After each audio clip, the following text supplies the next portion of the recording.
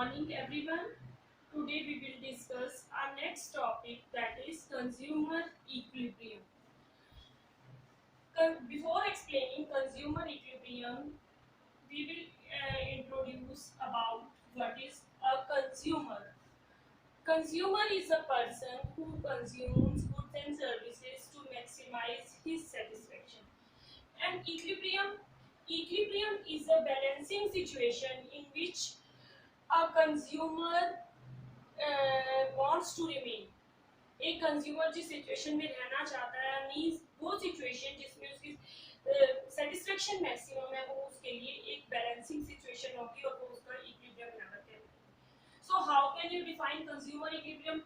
A consumer is said to be in equilibrium when he maximize his satisfaction or when he get maximum satisfaction out of his limited income. जितनी उसके पास income है उसका the best use से उसकी satisfaction maximum हो, and he has no tendency to change his existing state और expenditure level.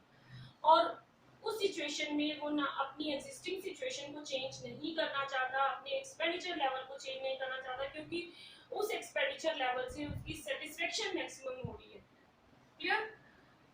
अब consumer equilibrium को as we are doing utility analysis, तो we will study consumer equilibrium under utility analysis. Under utility analysis आप two approaches की स्टडी करोगे, one commodity approach and two or more commodity approach. Today we will discuss one commodity approach. One commodity approach means consumer equilibrium in the situation when he is consuming only a single commodity. Clear?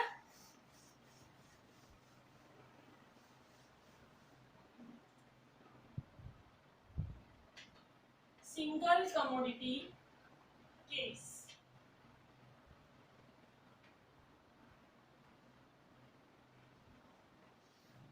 Single commodity case की study करने के लिए हमें तीन चीजों की जरूरत पड़ेगी. एक तो MUFX.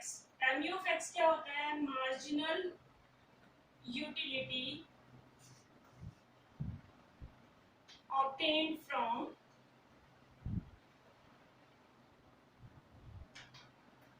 X commodity.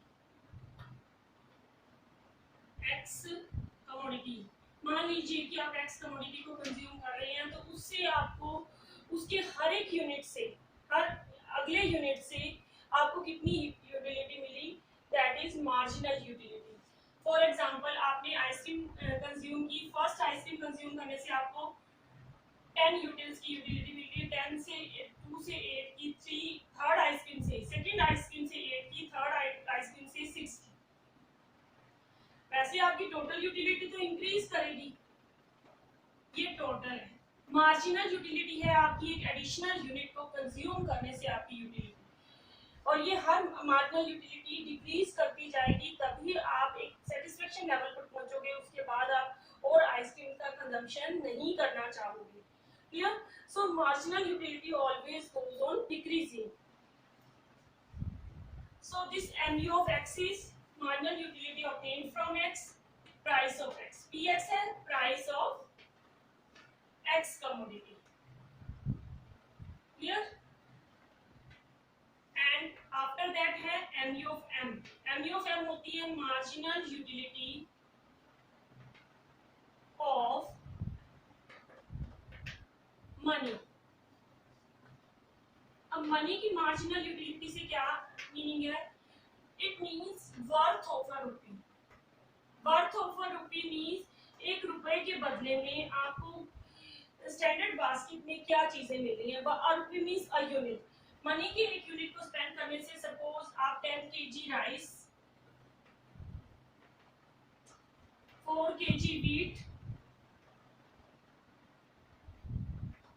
और 1 kg शुगर लेकर आते हैं. क्लियर? और इससे आपको 4 यूटिल्स की यूटिलिटी मिल रही है. तो ये 4 यूटिल्स क्या कहलाएगी?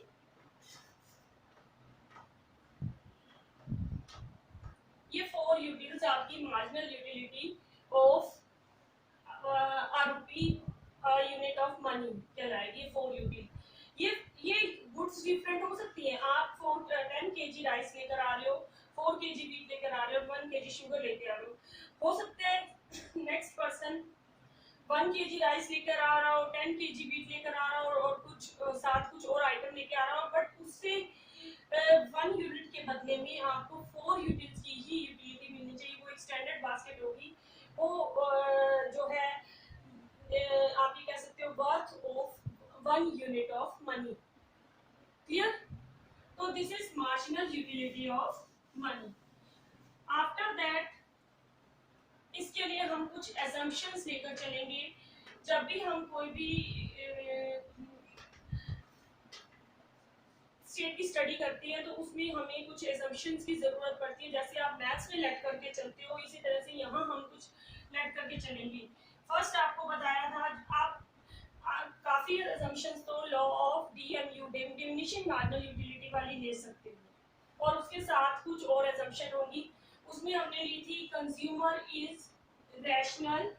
Rational means he is not mentally retarded, he is in a balancing situation. Second आप लोगे he is consuming only one commodity.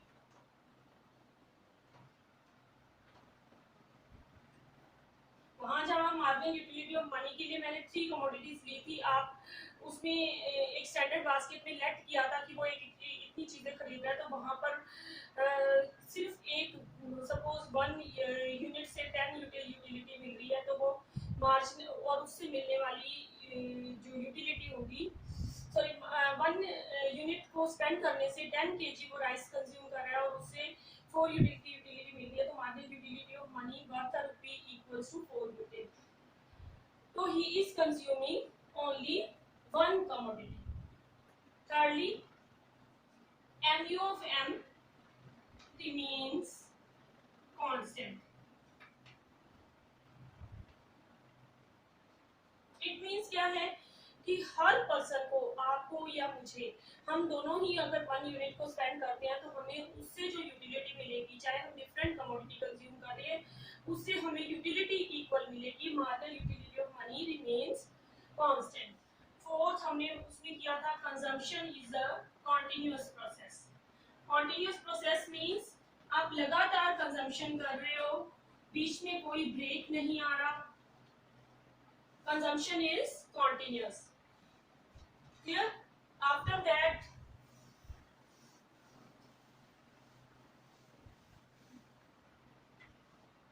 fifth of assumption लोगे standard units of measurement are used.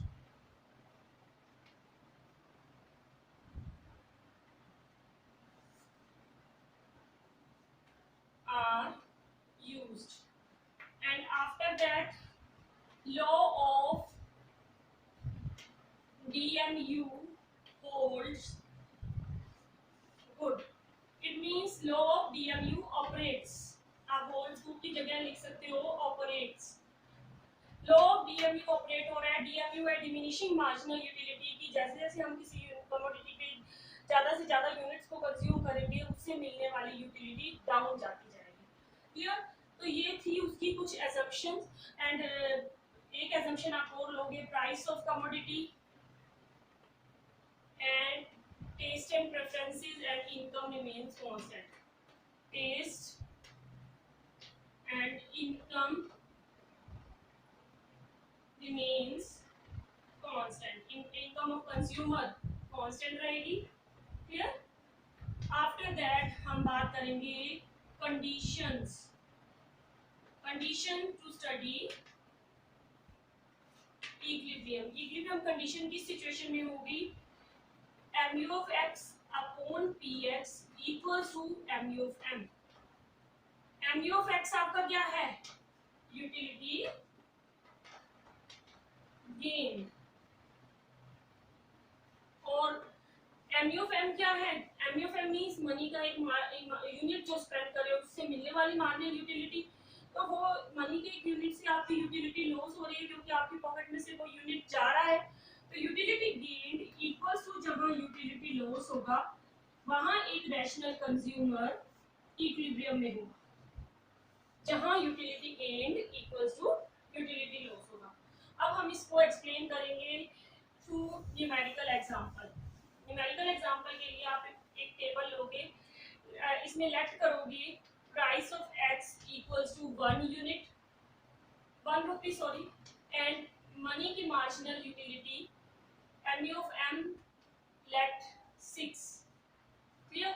तो हम इसके लिए टेबल कंस्ट्रक्ट करेंगे। मैं table वही बना रही हूँ जो पिछले लेक्चर में मैंने बनाया है, ताकि आप जो है कंफ्यूज नहीं हो। एक टेबल आप चलाओगे हर चैप्टर में तो आपके लिए इजी होगा। यूनिट ऑफ कमोडिटी, यहाँ एम ऑफ एक्स, यहाँ इक्विलिब्रियम कंडीशन। 1 यूनिट कंज्यूम किया, मनी की मार्जिनल यूटिलिटी से 10 यूनिट यूटिलिटी मिली। तो इक्विलिब्रियम कंडीशन हमारी क्या थी? M of M upon price of X equals to marginal utility of money be greater than, so this is not the equilibrium situation।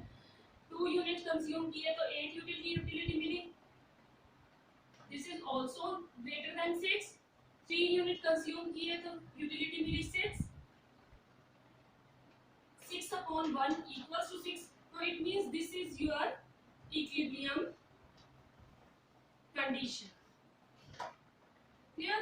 इस table को आप आगे भी कंस्ट्रक्ट कर सकते हो। 4 यूनिट कंज्यूम किए तो 2 यूनिट्स की यूटिलिटी मिली, और 2 लेस देन 6। 5 यूनिट कंज्यूम किए तो 0 यूनिट्स की यूटिलिटी मिली, 0 लेस देन 6, और उसके बाद नेगेटिव।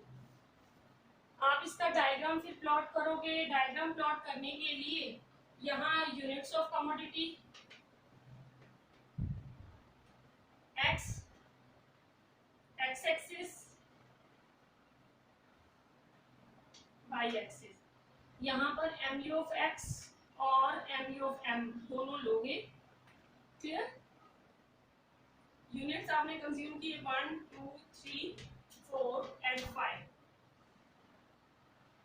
और यहाँ पर 2 4 6 8 और 10।